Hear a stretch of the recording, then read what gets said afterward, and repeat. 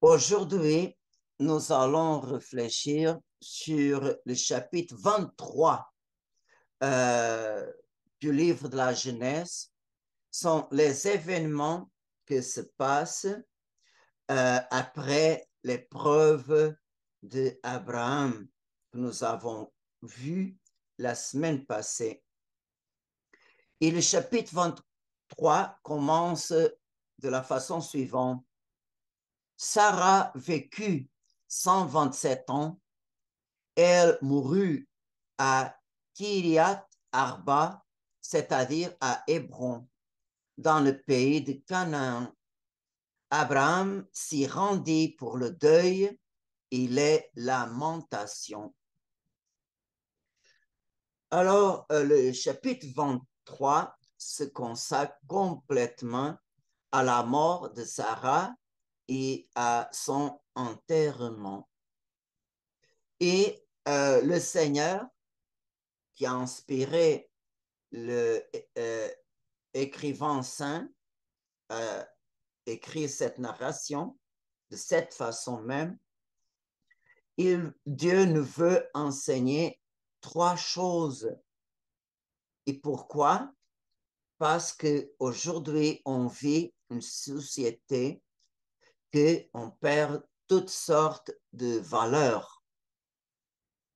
Et alors, la première chose que le chapitre 23 nous présente, c'est la honnêteté d'Abraham.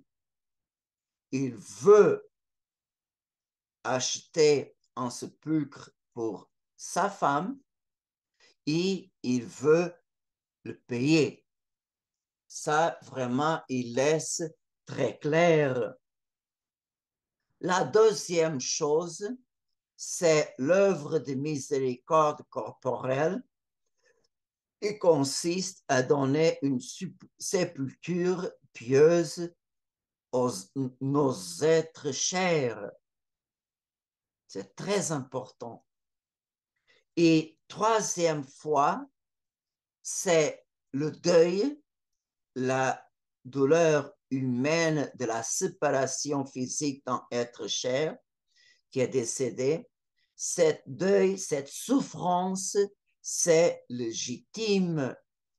Et même Jésus-Christ a vécu le deuil à plusieurs moments.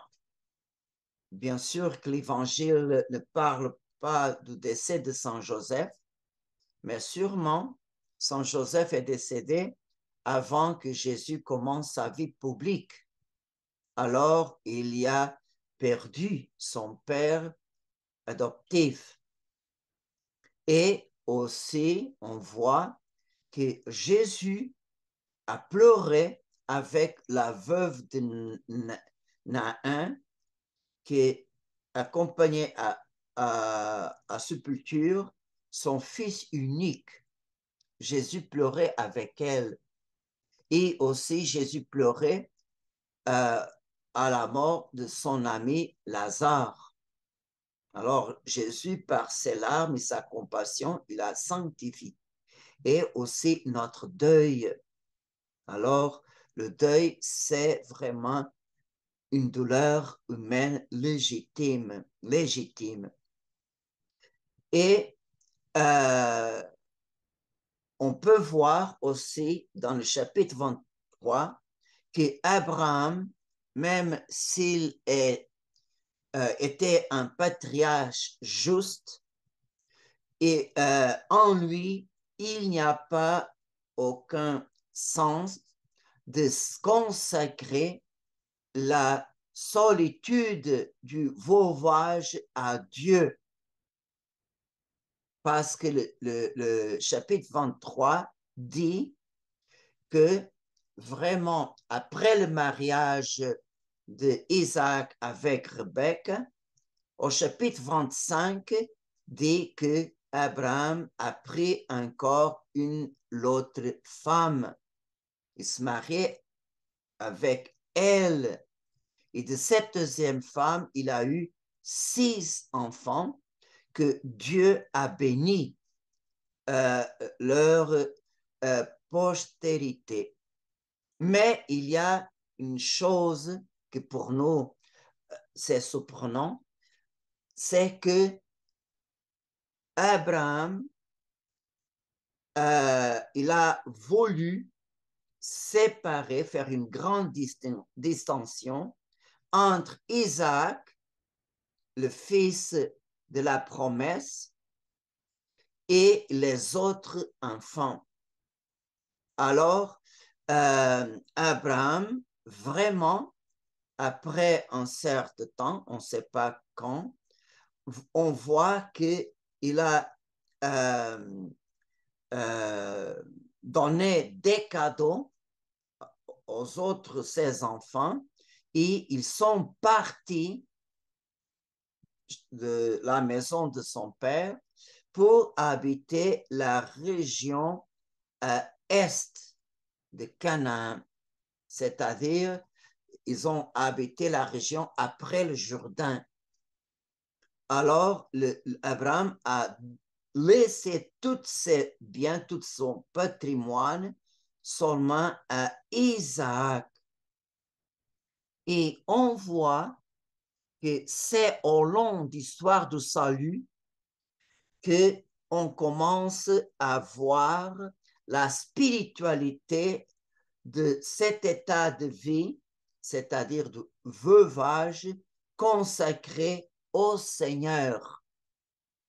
Alors, on voit dans la loi de Moïse, le Seigneur se réfère à veuve comme une personne qui a perdu son protecteur, son époux, et comme telle, elle est en davantage et elle est malheureusement une personne vulnérable et vraiment c'est très facile qu'elle souffre des injustices au milieu d'une société où les hommes avaient toute l'autorité, tout le pouvoir. Mais c'est curieux, dans la loi de Moïse, Dieu même est la défense de la veuve et de l'orphelin et aussi de l'étranger. Alors, les gens qui vraiment sont plus vulnérables, le Seigneur il-même prend soin d'eux. Et même s'il vraiment, dans sa souffrance, il clame au Seigneur, le Seigneur nous écoutera. Alors, dans la loi de Moïse, a toujours la défense des veuves, orphelins et étrangers. Mais c'est curieux que même Abraham a vécu 2000 ans avant Jésus-Christ, mais cette tentation d'opprimer la veuve, l'orphelin et l'étranger arrive même au temps de Jésus. Saint Marc, au chapitre 12, Jésus fait un alerte contre les scribes. Il fait cette alerte publiquement. Jésus dit, méfiez-vous des scribes. Ils dévorent les biens des veuves et pour l'apparence, ils font de longues prières. Ils seront d'autant plus sévèrement jugés.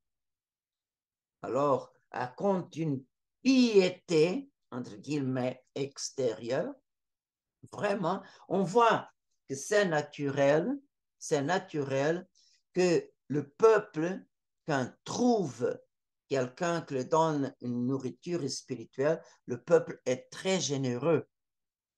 Et on voit que les scribes, dans une apparence de piété, vraiment, ils dévoraient les biens des veuves. Et dans l'Ancien Testament, nous avons un grand exemple d'une grande estime pour le veuvage définitif, c'est-à-dire pour ceux qui restent célibataires après la mort de leur conjoint ou conjointe. Et dans l'Ancien Testament, nous avons le grand exemple de Judith. Et dans cet livre, au chapitre 8, nous avons cette description d'elle-même. Judith vécut chez elle dans le veuvage 3 ans et 4 mois. Elle s'était fait une tente sur sa terrasse. Elle avait mis sur ses reins une toile à sac et elle portait des vêtements de veuve par-dessus. Elle jeûnait tous les jours de son veuvage, excepté la veille et le jour du sabbat, la veille et le jour de la nouvelle lune, et les jours de fête et de réjouissance de la maison d'Israël. Elle était belle et très séduisante. Manassé, son mari, lui avait laissé de l'or et de l'argent, des esclaves, garçons et filles, des troupeaux et des champs. Donc, elle gardait la disposition. Elle ne donnait prise à aucune critique, car elle craignait Dieu profondément. Alors, elle gardait d'une façon définitive son état de veuvage. Et dans le Nouveau Testament, nous avons l'autre exemple, la prophétesse Anne, au temps du nouveau-né Jésus. À l'occasion de sa présentation au temple, Saint Luc nous décrit dans son l'Évangile. Il y avait aussi une femme prophète, Anne, fille de Phanuel, de la tribu d'Azer. Elle était très avancée en âge. Après 7 ans de mariage, demeurée veuve, elle était arrivée à l'âge de 84 ans. Elle ne s'éloignait pas du temple, servant Dieu jour et nuit dans le jeûne et la prière. Alors, nous avons ces deux grands exemples de veuves définitives. Et Jésus, dans sa vie publique, il accorde une attention très spéciale à une veuve. Alors, on voit que le Seigneur, à la veuve de Nain, le Seigneur ressuscite son fils unique. Et on peut dire, et pour moi c'est logique, que quand Jésus a vu cette femme veuve accompagner à la sépulture son fils unique, Jésus, en cette mère, il a vu sa propre mère. Elle, veuve aussi, irait un jour accompagner son corps après sa passion et mort. Aussi, Marie irait l'accompagner au sépulcre. Et l'Église primitive, voyant les exemples de Jésus envers les veuves, alors, même à partir de son commencement, la communauté primitive de Jérusalem prend soin des veuves dans son service de chaque jour. Et il y avait vraiment une préoccupation particulière de les aider en ses besoins. Alors, si les veuves n'avaient plus de parents, c'était la communauté chrétienne qui avait le devoir de prendre soin d'elle comme vraiment exige la vraie piété. C'est ça que Saint Jacques nous enseigne dans sa lettre au chapitre 1er, verset 27. Dit Saint Jacques, devant Dieu notre Père, un comportement religieux pur et sans souillure, c'est de visiter les orphelins et les veuves dans leur détresse et de se garder sans tâche au milieu du monde. Alors, dans l'Église, les veuves doivent être irréprochables. Et Saint Paul donne ses recommandations d'une façon spéciale dans la première lettre qu'il écrit à Timothée. Et je vais vous lire ces passages, c'est très riche. Si vous pouvez relire ces chapitres, serait très important. Chapitre 5 de la première lettre de Saint Paul à Timothée. Mais quelques versets, Saint Paul dit, honore et assiste les veuves qui sont vraiment seules. Si une veuve a des enfants ou des petits-enfants, ils doivent apprendre que c'est à eux d'abord de s'acquitter de leurs devoirs filiaux et de rendre à leurs parents ce qu'ils ont reçu d'eux. Voilà une conduite agréable à Dieu. Mais la véritable veuve, celle qui reste seule, a mis son espoir à Dieu. Elle ne cesse de faire des demandes et des prières nuit et jour. Quant à celle qui se livre au plaisir, elle a beau vivre, elle est morte. Insiste sur tout cela pour qu'elle soit irréprochable. Pour être inscrite comme veuve, une femme doit avoir au milieu au moins 60 ans, n'avoir qu'un seul mari, être connue pour le bien qu'elle a fait, avoir élevé des enfants, donné l'hospitalité aux voyageurs, rendu aux fidèles les plus humbles services, secouru les malheureux. Bref, il faut que dans tous les domaines, elle se soit dévouée.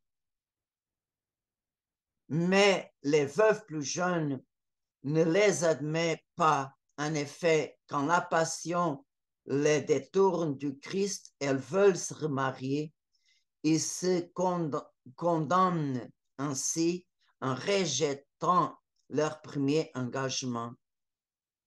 En même temps, n'ayant rien à faire, elles s'habituent à courir toutes les maisons, non seulement sans rien faire, mais bavardant, se mêlant de tout, parlant à tort et à travers.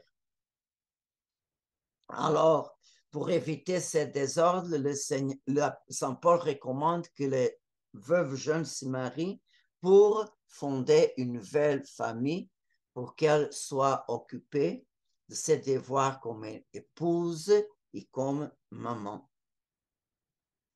Et alors, Saint Paul considère que le veuvage, ainsi comme l'état de virginité consacré au Seigneur, comme un idéal supérieur, même supérieur au mariage. Il dit à la première lettre aux Corinthiens que ceux qui ne sont pas mariés et aux veuves, je déclare que pour ils est bon de rester comme je suis. Alors, la femme sans mari, la veuve et la vierge, alors elle s'occupe complètement et totalement des affaires du Seigneur afin d'être sanctifié dans son corps et son esprit. Alors, la femme qui est mariée a le souci des affaires de ce monde et elle cherche comment plaire à son époux. Et on peut dire que dans les communautés chrétiennes fondées pour Saint Paul, le premier groupe organisé, c'est les groupes des veuves. Pourquoi?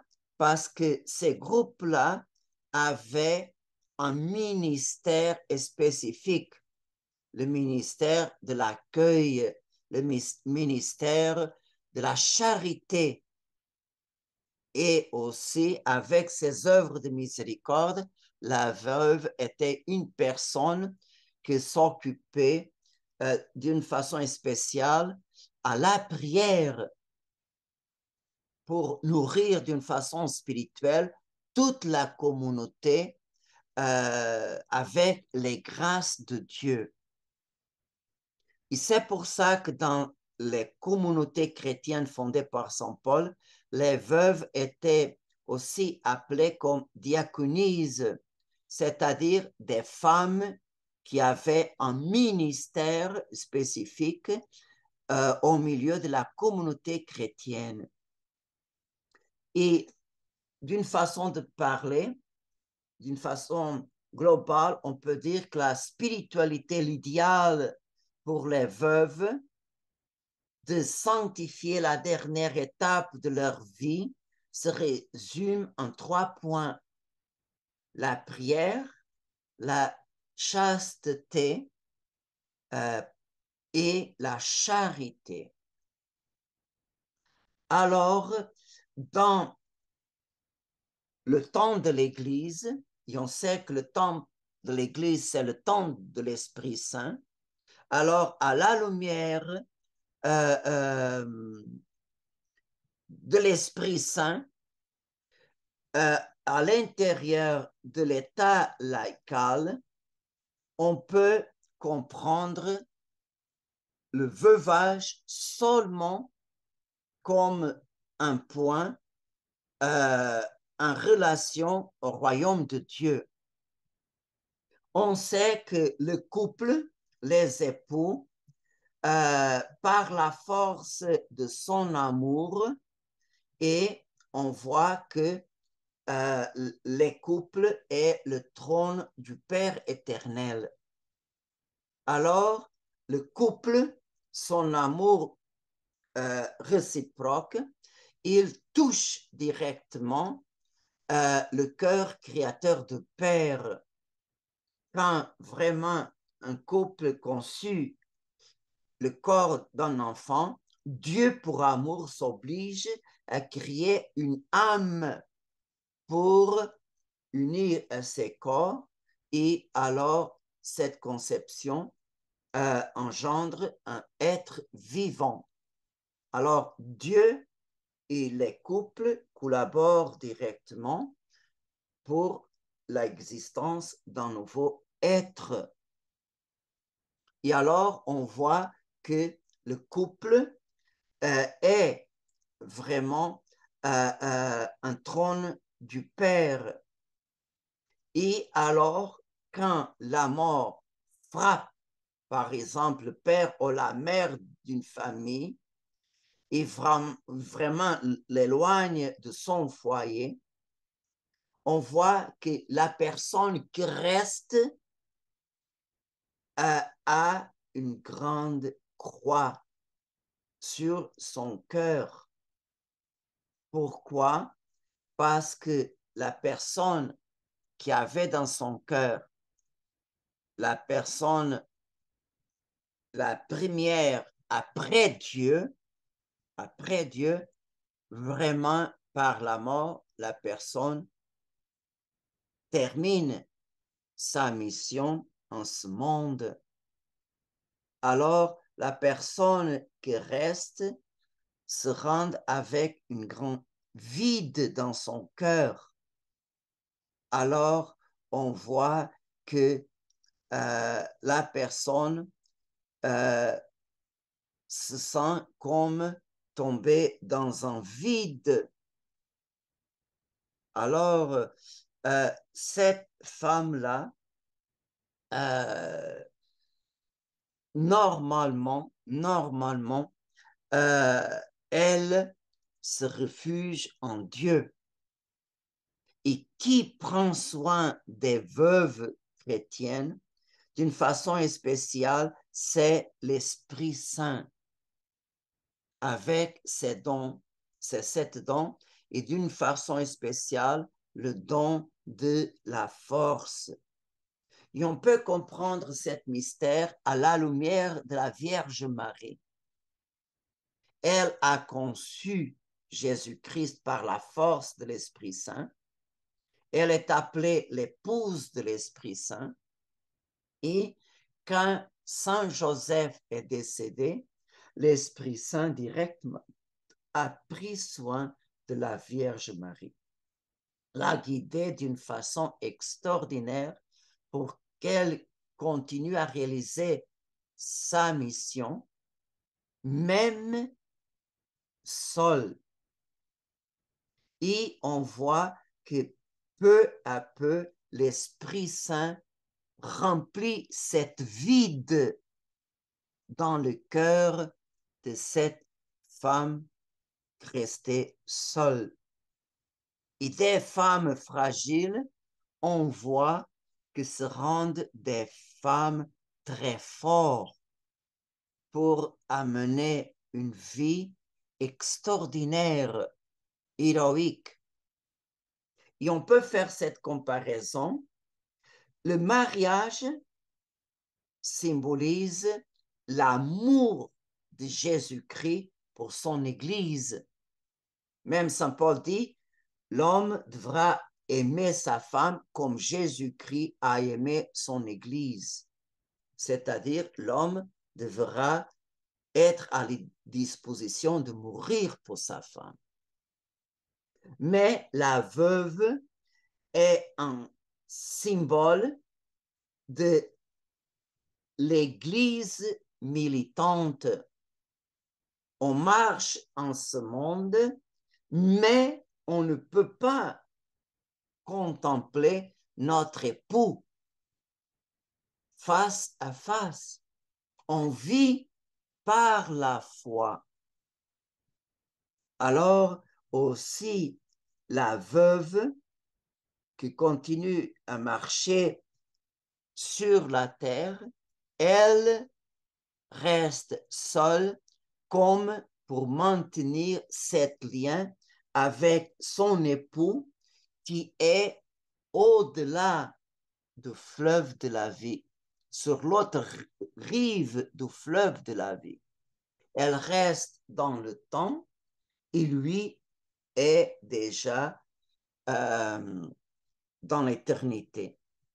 Et alors, on peut dire qu'il y a une canal d'amour entre eux. Et lui, même s'il passe au purgatoire, s'il monte aux cieux, alors il est complètement uni au Seigneur. Il le contemple face à face. Son amour pour Dieu est parfait et plein. Il aime en plénitude, sans aucune faiblesse. Et alors, l'époux dans l'éternité, c'est comme un idéal de vie qu'attire sa femme à avancer sur terre dans cet amour en service pour arriver à la plénitude de cet amour qu'il au ciel possède. Alors, on voit que l'époux dans l'éternité, c'est comme un exemple, un stimule pour que la femme, même peut sanctifier son état, mais aimé par le service, par la charité. Et on voit que la veuve Grèce sur terre a un idéal que seulement à la lumière de l'Esprit Saint, elle peut comprendre. Alors, on voit comme dans l'Église, les femmes veuves occupent une place dans les églises extraordinaire. Elles, sans se rendre compte, le Seigneur les colloque, les met dans ministère essentiel. On voit en plusieurs paroisses que sont des veuves qui lavent par exemple, corporels, les purificatoires, les manusterges qui servent à la messe. On voit qu'il y a plusieurs veuves qui s'occupent de laver les nappes, les serviettes de l'autel, ou qui s'occupent des fleurs, qui s'occupent du Saint-Sacrement, ou s'occupent à laver les aubes des prêtres. On voit que le Seigneur vraiment les attire à un service spécial dans son Église, comme il y a des autres veuves qu'on peut voir qu'il y a des veuves qui sont au service de la catéchèse, il y a des autres qui sont au service paroissial dans un bazar ou n'importe pas. On voit qu'elles s'occupent vraiment des choses essentielles de la maison de Dieu au service des autres. Alors, elle commence dans son état de solitude un service extraordinaire. Et on voit pourquoi l'Esprit Saint libère ces femmes-là des soucis du monde pour la rendre disponible pour un ministère plus uni à lui-même. Et on voit que la veuve chrétienne, c'est quelqu'un qui a vécu son mariage, qui a vécu toutes les épreuves d'édifier une famille, toutes les épreuves d'éduquer un enfant, et même d'ouvrir la main pour que les enfants sortent de la maison. La maman ne peut pas garder les enfants sur ses ailes, non. Il faut ouvrir la main. Et on voit que des fois, les enfants prennent des chemins qui sont une vraie contradiction à tout l'idéal que la maman a rêvé pour eux. Mais elle doit ouvrir la main comme le papa de la parabole du fils prodigue. On voit qu'elle a une maturité dans son cœur que le donne l'expérience de la vie. Qui aime souffre pour la personne aimée. Et quand la mort la sépare de son époux, on voit qu'elle est une glaive de douleur, mais en même temps, l'Esprit Saint travaille cette douleur, remplit cette vide et alors les prépare pour une nouvelle mission sans perdre la sensibilité, sans perdre la responsabilité de s'occuper aussi de sa famille dans la mesure du possible. Mais c'est très important que la femme veuve peut comprendre que son époux qui est dans l'éternité, elle est un signe de la présence du papa pour ses enfants. Comme on peut dire la même chose, le veuf qui a perdu sa femme, à chaque fois que ses enfants regardent les yeux de son père, par les yeux de son père, il peut voir l'amour de sa mère. Parce que le lien qu'il y a eu entre eux est tellement fort que la mort ne peut pas effacer. Tous les liens que l'amour humain a construits, jamais l'homme peut détruire, ni Dieu non plus détruit le lien d'amour que les hommes ont construit.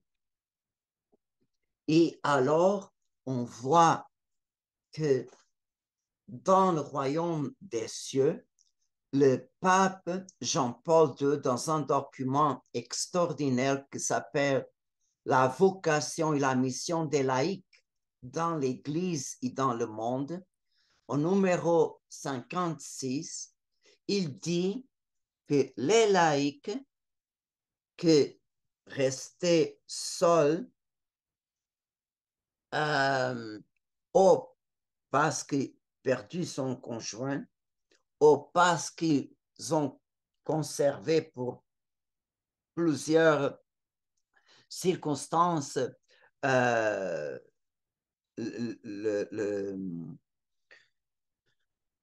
le célibat,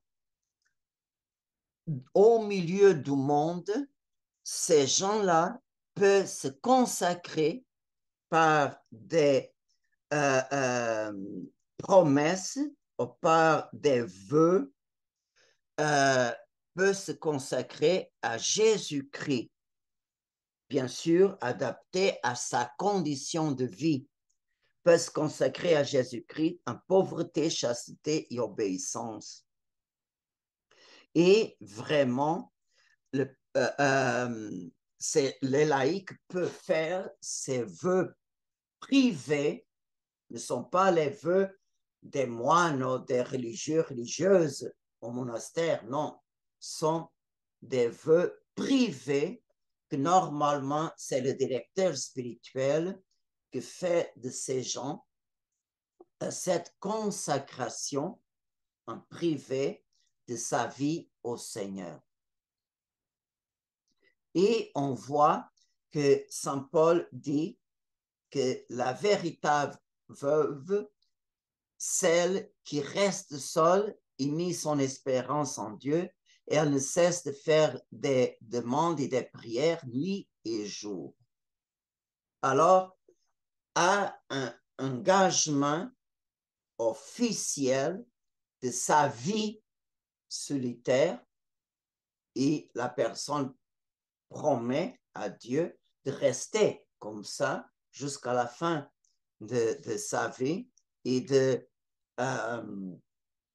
consacrer à Dieu en chasteté vraiment le temps qu'elle vit et qu'elle donne au Seigneur son corps et son âme, un service de la prière, un service à sa famille et à la communauté chrétienne dans la mesure du possible. Comme j'ai dit, les 3 points de la spiritualité de la veuve est prière, chasteté et service. Mais c'est très important avoir cette conscience que la valeur de la personne, ce n'est pas tout ce qu'elle est capable de faire. Non, nous ne sommes pas des machines de produits. Non. C'est normal qu'avec le temps, notre corps affaiblit, que nos forces tombent. Et la valeur de la personne, ce n'est pas parce qu'elle fait ça, ça, ça. Non. La valeur de la personne est intouchable est sain. Et quand une personne veuve vraiment ne peut pas travailler, ne peut pas continuer à prendre soin de ses petits-enfants, ne peut pas même être autonome, son valeur continue intouchable. Et elle peut concentrer sa mission d'une façon très spéciale au niveau spirituel. La vie de prière et de contemplation, c'est un vrai travail. C'est un vrai travail qui ne nous laisse pas tomber dans la tentation de découragement. Non. Combien de fois les petits-enfants qui ne vont pas à l'église croient en Dieu, mais à sa façon, combien de fois au moment des examens scolaires, elles vont à grand-mère, prie pour moi, aujourd'hui j'ai un examen. Alors, la famille, surtout les enfants, ils ont une grande intuition de valeur de la prière de la grande maman. Et c'est très important. Et Dieu écoute la grande maman. Et les petits-enfants voient les fruits de la prière de la grand-maman.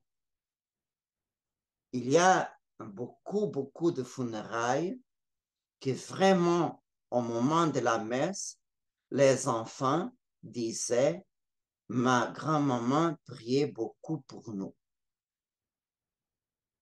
Oui, ma grand-maman priait beaucoup pour nous. Et je vais vous conter un exemple que s'est passé ici à Montréal d'une grande maman que, avec le temps, elle ne pouvait plus. Elle faisait sa nourriture, mais ne pouvait pas faire des grandes choses. Et dans sa maison, la grande-maman avait un coin avec ses petits statues et ses livres de prière. Et la grande partie du jour, elle priait pour sa famille. Bien sûr, ses enfants, ses petits-enfants, la grande majorité a pris un chemin très loin de l'exemple de sa maman. Mais elle continuait à prier jusqu'à la fin de sa vie. Et c'est curieux que après sa mort, une partie de ses enfants ont pris une photocopie de tous les livres de prière de sa maman et chacun et chacune a fait à sa maison un coin qu'il consacrait ces coins-là à la prière comme faisait sa maman. Alors, on peut dire seulement après sa mort, les enfants, ils ont ouvert son cœur et son âme et son esprit au grand exemple que sa maman laissait. Alors, jamais se perdre l'apostolat de la prière. C'est un vrai travail et un vrai bénéfice pour toute la famille. Alors, quand le démon fait sentir la personne âgée, la veuve ou le veuf,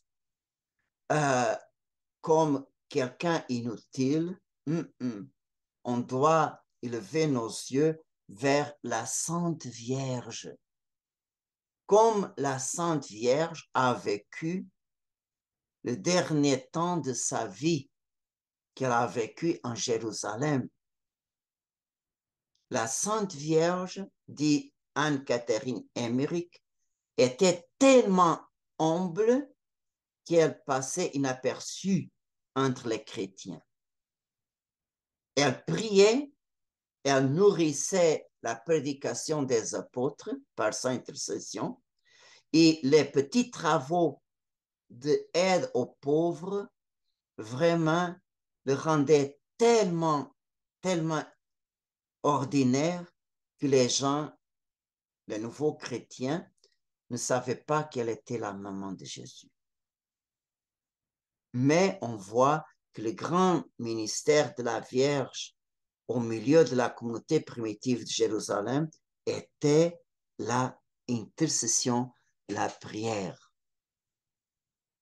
Et on voit que tout ce qu'on peut faire, même les petits gestes,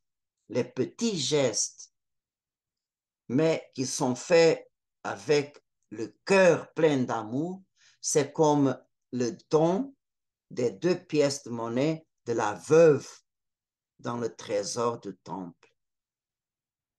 Elle a donné plus que les autres.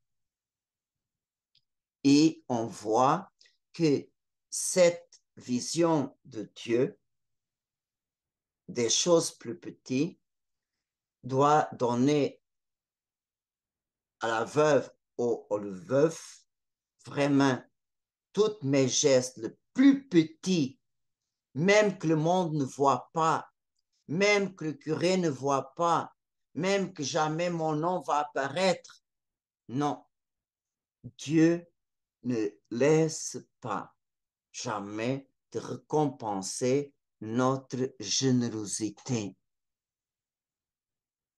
Et alors, c'est très important d'avoir conscience que cette vie, c'est une vie consacrée au Seigneur, c'est une vie que Dieu vraiment récompense énormément.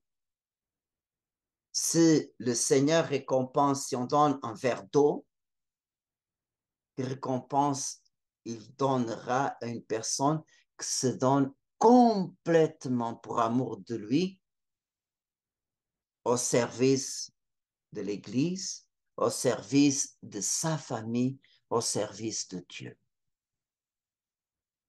Que le Seigneur, que la Sainte Vierge nous donne le courage de dire oui à toutes les choses que nous présente, que Dieu nous permet dans notre vie, mais jamais, jamais on laissait le démon nous faire sentir inutile ou sans valeur ou comme un poids mort. Non, jamais.